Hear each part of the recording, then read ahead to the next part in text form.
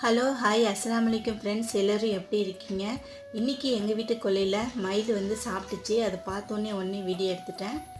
பாருங்கள் எவ்வளோ கலர்ஃபுல்லாக இருந்துச்சு. மணி ஒரு 6 மணி இருக்கும். அந்த நேரத்தில் தான் எங்கள் வீட்டு கொல்லையில் மயில் வந்துச்சு. தோகை ரொம்ப பெருசாக இருந்துச்சு.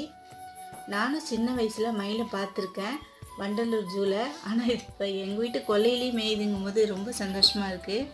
பார்க்குறதுக்கு ரொம்ப அழகாக இருந்துச்சு.